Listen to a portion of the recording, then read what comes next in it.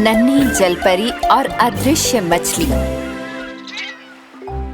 एक जमाने में महासागरों की दुनिया की सबसे खूबसूरत जलपरी आर्या और उसके प्रिय राजकुमार एडवर्ड एक क्रूज जहाज पर सवार हुए और दूर समुद्र के लिए रवाना हुए। उनकी यात्रा इतनी प्यारी थी कि सुबह की सूरज की सुंदरता ने सभी को मोहित कर लिया। मेरे राजकुमार, मैं अपना बाकी का जीवन तुम्हारे साथ यूं ही यात्रा करते हुए गुजार सकती हूँ। एडवर्ड और आर्या ने अपने देखे हुए हर एक द्वीप से मौसमी फल चुने। अनानास, आम, नारियल, पपीता, रसबेरी, केला, नींबू और बहुत कुछ। 7 समंदर के दर्जनों सबसे स्वादिष्ट फल। जब वे अपने महल में लौटे तो वे इन फलों को अपने राज्य के लोगों को भेंट करने जा रहे थे। एक दिन जब राजकुमार और नन्ही जलपरी आर्या समुद्र को देख रहे थे तो उन्होंने ध्यान दिया कि पानी में कोई समुद्री जीव नहीं था। मेरी राजकुमारी, हमने कुछ दिनों से समुद्र में कोई मछली नहीं देखी। ऐसा क्यों? हाँ, मैंने भी देखा। मेरी दोस्त डॉल्फी कुछ दिनों से नजर नहीं आ रही। पानी के नीचे की दुनिया के बारे में चिंतित नन्ही जलपरी ने फैसला किया कि वो पानी के नीचे के राज्य में जांच करने जाएगी और अपने परिवार और दोस्तों से मिलेगी। प्रिंस एडवर्ड उसे जहाज के सिरे पर ले गए। आर्या चिंतित हो गई। मेरे राजकुमार, अगर मैं सूर्यास्त तक वापस नहीं आई तो समझ लेना कि पानी के भीतर कुछ गड़बड़ है। नन्ही जलपरी आर्या जहाज के अंत तक चली और समुद्र में चली गई। जैसे ही वो पानी में उतरी, उसके मानव पैर जादुई रूप से एक जलपरी की पूंछ में बदल गए। आर्या तेजी से तैरते हुए गहरे समुद्र के साम्राज्य की ओर पानी में चली गई, लेकिन आसपास कोई मछली दिखाई नहीं दी। समुद्र बहुत शांत, ठहरा हुआ और खाली महसूस हुआ। उसने अपने मित्रों को आवाज लगाई, डॉल्फी, विले केकड़े, कहाँ हो तुम सब लोग? लेकिन किसी ने जवाब नहीं दिया। आर्या को रेत और पानी की आवाज के अलावा और कुछ सुनाई नहीं दिया। शानदार गहरा समुद्री राज्य और पूरा झिलमिलाता नीला समुद्र शांत और खाली लग रहा था। नन्ही जलपरी आर्या रेत में एक सीशेल की ओर तैर गई। सीशेल ने एक डायरी की तरह पानी के भीतर की दुनिया में हर आवाज और हर लहर को जादुई रूप से रिकॉर्ड किया हुआ था। आर्या ने अपने कान में सीप को रखा और जो कुछ हुआ था सुनने लगी। हमारे पानी के नीचे के घर में ये खिला हुआ और मजेदार दिन था।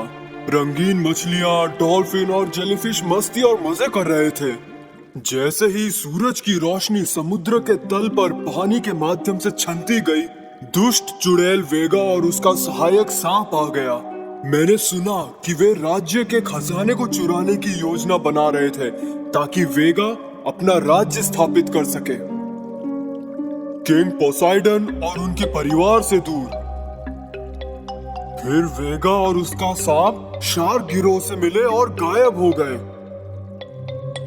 मैंने जो भी कुछ सुना उसे राजा को बताने के लिए मैं रेत में आगे बढ़ने लगा, लेकिन मैंने जो देखा उससे मैं दंग रह गया।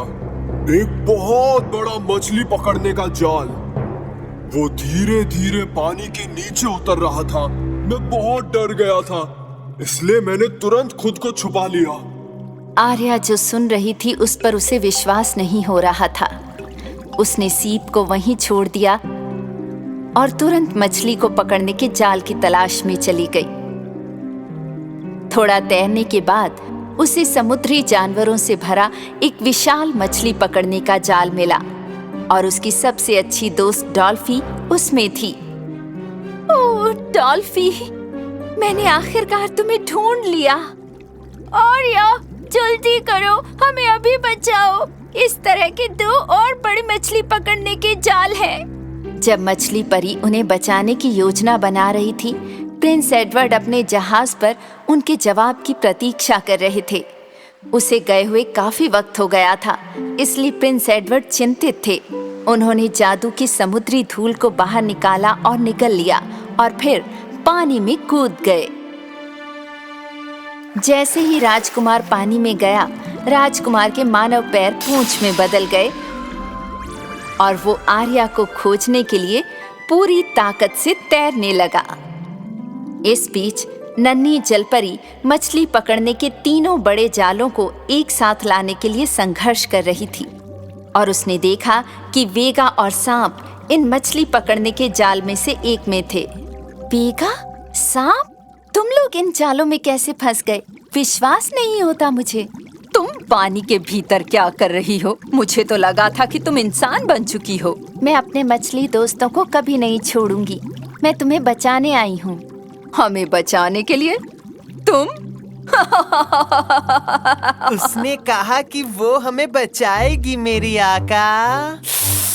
उसने ऐसा कहा? तुमने नहीं सुना सांप? आपकी सारी बाहें जाल में फंस गई हैं वेगा। आप मदद के बिना नहीं निकल पाएंगी। ऐसा तुम सोचती हो। दुष्ट समुद्री चुड़ैल को घमंड था। उसने बिना किसी मदद के मुक्त होने की कोशिश की, लेकिन वो सफल नहीं हुई। सांप, मेरी मदद करो। मेरा चौथा हाथ जल्दी खींचो। मेरी आका। अपने दोनों सिरों का प्रयोग कर मूर्ख। मैं ये नहीं कर सकता मेरी आका। वेगा, रुको, आप इसे और भी खराब कर रही हैं। जब जलपरी ने वेगा को चेतावनी देने की कोशिश की तो मछुआरों ने ऊपर से एक और जाल फेंका और दुर्भाग्य से जलपरी भी इस जाल में फंस गई। मैं फंस गई। नहीं, मुझे और जाल देखने चाहिए थे। ओह नहीं। हिलो मत आर्या, तुम और अधिक फंसने वाली हो। मैं तेरे सामने यहाँ से निकल जाऊंगी और सारे राज्य का नाश करूंगी। जब जलपरी आर्या जाल में संघर्ष कर रही थी, प्रिंस एडवर्ड आ गए। एडवर्ड, एडवर्ड, हम यहाँ हैं। राजकुमार ने अपनी सारी शक्ति और अपने छोटे खंजर से आर्या को तुरंत उसके जाल से बचा लिया। हमें तुरंत समुद्री डाकुओं को रोकना होगा राजकुमारी। चलो जल्दी करो, नहीं तो वो और जाल फेंक देंगे। इंतजार करो, हम तुम्हें बचा लेंगे।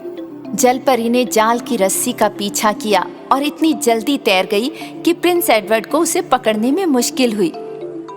वे जानते थे कि उन्हें समुद्री डाकू मछुआरों को जल्दी से रोकने की जरूरत है, इससे पहले कि वे और जाल फेंकें। आर्या पानी की सतह पर आई और मछुआरों पर चिल्लाई, हे समुद्री डाकू मछुआरे, आप समुद्र में जाल नहीं फेंक सकते। नीचे हजारों समुद्री जीव रहते हैं, आपको उन्हें नुकसान नहीं पहुंचाना चाहिए। समुद्री डाकू मछुआरों ने आर्या को नजरअंदाज किया और एक और जाल समुद्र में फेंकने की कोशिश की। दूसरी ओर आर्या ने अपने हाथों को एक साथ जोड़ा और हवा में उड़ गई।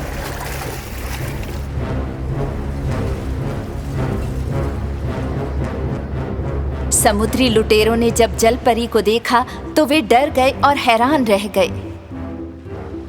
समुद्र पर आर्या की जादुई शक्ति ने विशाल लहरें और तेज हवाएं बनाई और समुद्री डाकू मछुआरों के जहाज को उनके जाल और पानी के नीचे के साम्राज्य से बहुत दूर भेज दिया।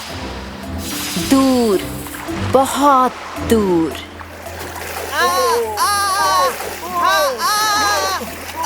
प्रिंस एडवर्ड ने जाल काटने के लिए तेजी से काम किया और पानी के नीचे के जीव आजाद हो गए। बेशक कुछ दुष्ट जीव थे जो तुरंत भाग गए और उन्होंने राजकुमार और आर्या को धन्यवाद तक नहीं कहा। भले ही वेगा बच गई थी, तो भी वो गुस्से में थी कि जलपरी आर्या ने उसे बचाया। मेरी आका, नन्ही मछली परी ने सच में हमें बचाया है ना? चाहे हम उसकी वजह से बच गए होंगे सांप, लेकिन ये मेरे मिशन को कभी नहीं बदलेगा। मैं उस राज्य को नष्ट करके रहूंगी और सारा खजाना मेरा हो जाएगा। नन्ही मछली परी के मछली मित्रों ने उसे और राजकुमार को बचाने के लिए धन्यवाद दिया। हम हमेशा पानी के नीचे की दुनिया की रक्षा करेंगे, चिंता न करो। और समुद्री जीवों ने आर्या और एडवर्ड के जहाज की हमेशा के लिए रक्षा करने का वादा किया और एक बार फिर समुद्र के जीव गहरे नीले पानी में आजादी से तैरने लगे। आर्या और राजकुमार के अच्छे दिलों और साहस के लिए धन्यवाद। पानी के नीचे के राज्य में अब शांति थी, जो यहाँ से पृथ्वी पर चारों ओर फैल गई और उसके बाद सब खुशी खुशी रहने लगे।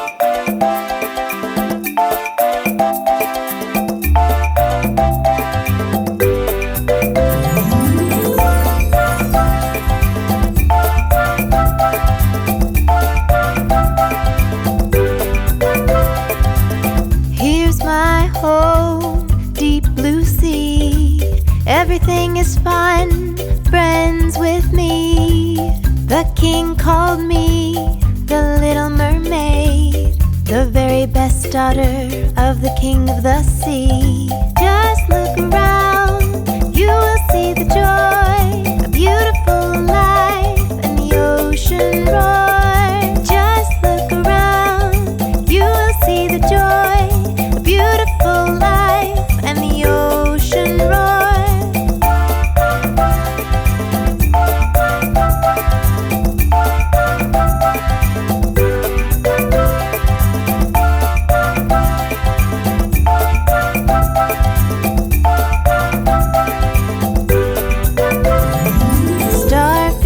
Octopus and dolphins are all around. Now we are dancing in the moonlight. The deep blue sea is my safe place, where my family is hidden from the waves. Just look